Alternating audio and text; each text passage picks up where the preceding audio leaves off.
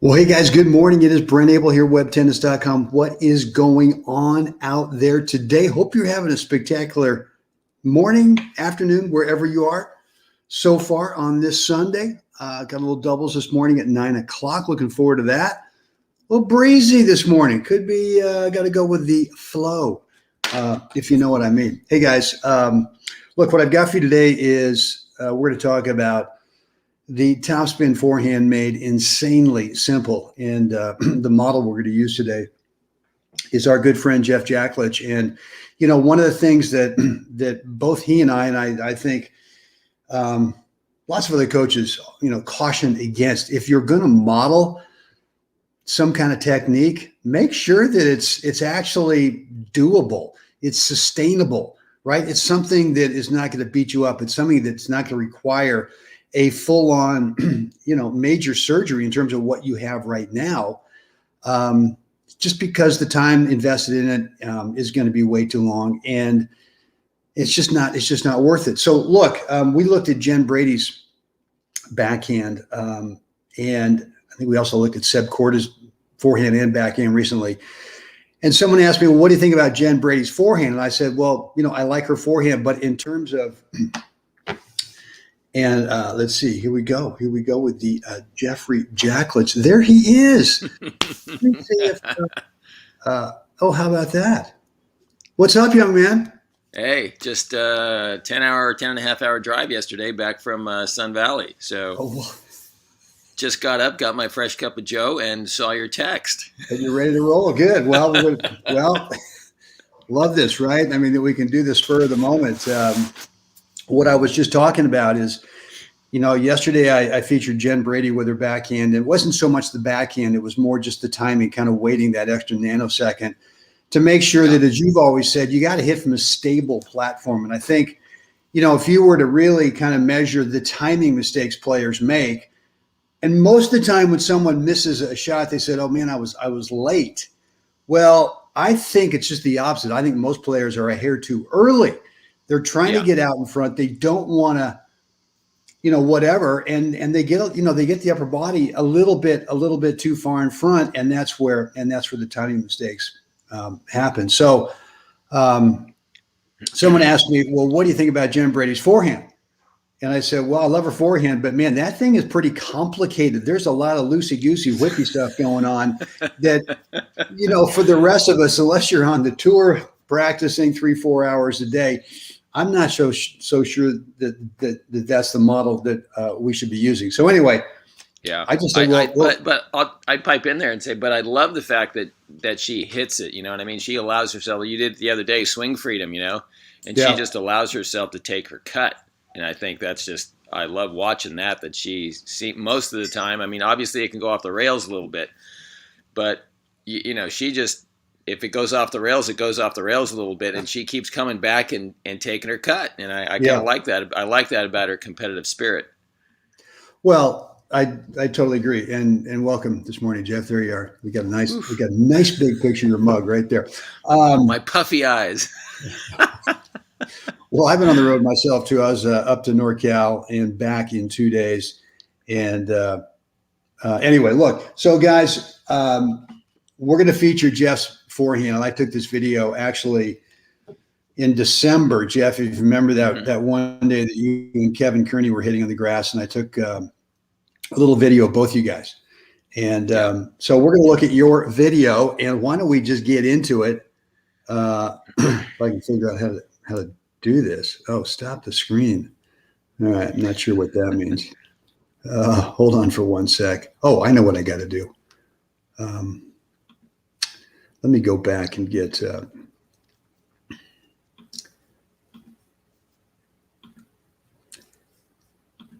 and there we have it. Can you see the video okay? Yep. Okay, good. So what do I love about this forehand? Look, I'm just going to run this through real time. And there's about 4 forehands in here, Jeff. And I'm going to kind of go through it and pick out first what I like about the technique. I'm calling this insanely simple. And then not a lot of complexity going on there. No, I mean, if you look at the difference between the Brady forehand and this is so easy to copy And I think the first thing that I really like is the turn.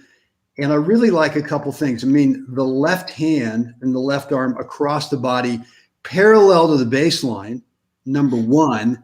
Number two is closing the racket face, right? Yeah, Where you've been encouraging me to get more of this position with the racket face rather than me being kind of on edge, right? Right. Yeah. You tend to fan the racket a little bit, you know. Yeah, I tend to open up the hand rather than close it.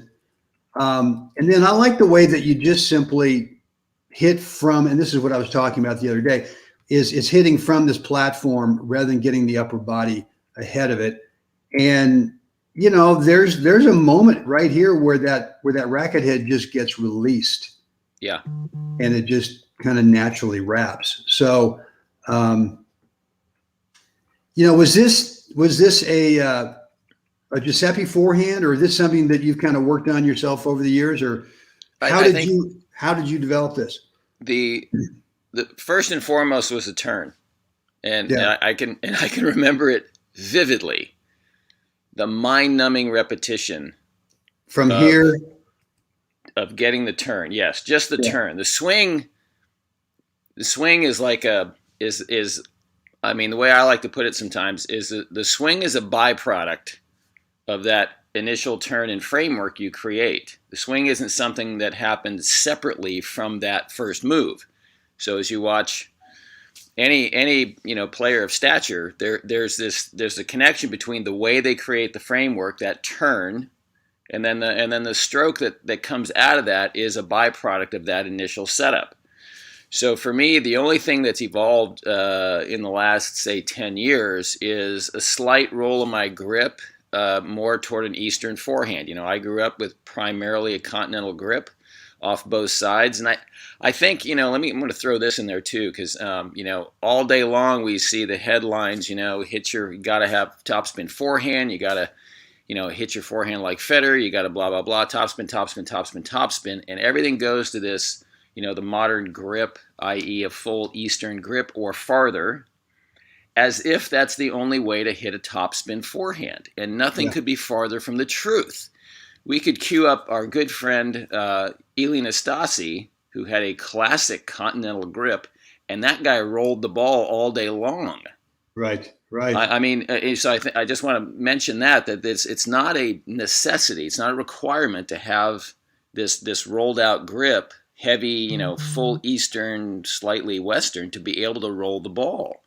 All I've done over the years is slowly inched my way over, and I'm not even in a full Eastern grip. I'm in a weak continental to hybrid Eastern at the top end of the grip.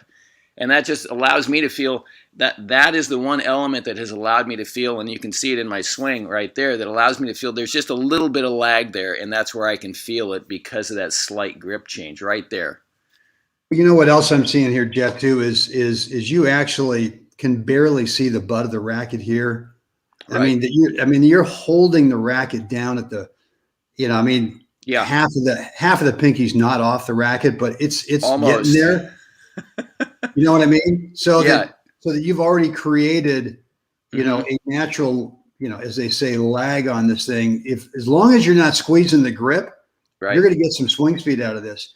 Now, look, before I forget, what I love about this setup, and you've always coached this, that the left arm in here really is something not only that gets you turned and into the hitting position, you get sideways, but it also helps you measure the spacing, the spatial distance that you need away from the path of that incoming ball. Yeah, totally. That initial framework is what, you know, visually and your brain is working with that framework to figure out the spacing. Yeah. Because without it, it's just a visual judgment. There's no measurement system that your body's using other than visual. So it's a primary ingredient. It is, you know, quote, you know, a key to the kingdom of having consistent stroke production either side. And I don't care what stroke it is: volley, overhead, backhand, forehand. And I think the other thing too is that initially in the turn too, let's cue up the initial turn, is that is that my chest, as you see this K-Swiss emblem coming around, it's we call it the unit turn. I call it the framework. But the arm isn't doing much. Both arms are not doing a whole lot. It's really a move from the core and the upper body that actually creates that turn. And then right now you'll see a slight coil. The legs drop. I coil, and then I just simply stand up out of it. So I think there's a big kind of misinterpretation about, you got to step into the ball. Stepping into the ball is not a requirement of hitting a tennis ball. Stepping into the ball is also not a requirement of weight transfer. Weight transfer to me is really, it's a down and up proposition. And in that proposition right there, and that one I drove a little bit intentionally with the right leg. Yeah. But I'm not free falling out to my front foot. Because I'm working so hard to step into the ball. It's just not necessary. And like right there, I mean, I got weight transfer into that ball, and there was no step, even though it's a slightly open stance. I think that's a big misunderstanding as well. Is the quote, step into the ball, hit it in front, and just the misinterpretation of those two terms can just totally throw a player off in terms of timing. It was what you're talking about today. Where is that moment where you settle on your platform, let the ball come into the pocket, and take your cut? There's the timing in that is fragile. So, good. Yeah, go ahead. Well, no, it's just the stepping in part. I agree that if you could prematurely right now step forward. And right. No one's saying that you should be wide open. I mean, we're saying, you should be sideways. The upper body should definitely be sideways in the setup. But that I have a tendency sometimes to get this part of my body, right? To get the upper part a little bit on top of this front foot. And that's where it's not stable. And that's where I reach a little bit too early. I mean, if you look at the contact point here, I mean, is that okay? It's that looks like you could definitely chop some wood with that thing in terms of being pretty solid. And look, I mean, we can't see it, but the ball is really compressing against the string bed. Right. It's not something where the whole windshield wiper thing makes no sense to me, because if that was the case, you would have already started right around in here, moving the racket from right to left, rather than letting the ball sit and kind of compress and dwell in the string bed as you go forward, and then it comes around. Right. I think go back to the step. I think too is the step is not, like I said, it's not a free fall. That step right there is, I'm still behind my left foot. Exactly. Right. And so now when as I describe it, I stand up out of it. You can see the weight subtly transfers onto the front foot. It's there. And then we're out. So it's not, like as you described, if I step out onto my front foot, my upper body goes with me. Yeah. And so, you don't want to do that. You want to allow your step to be a controlled step, something that's managed. So that even at the end of it, I'm behind. The stroke is still behind that contact point, kind of like a batter in baseball. When they finish, their upper body is not hung out over their left foot if they're a right-handed batter. They're still behind that primary drive with the left foot. So I think tennis, there's a lot of that going on, and I think it's highly misunderstood process of learning, the stroke. Yeah, that's good. That's good. All right. And of course, the grass brings out the best in me. Yeah. You do have this little, all these hearts above your head when you're out there in the grass court, just kind of going, just nothing but fresh grass and unicorns, That's right. Well, as a great hitter, I think played for the Phillies, Dick Allen once said, because they asked him about, it was all back in whatever it was in the 70s or maybe 80s, and all the baseball fields were going from natural grass to, this turf.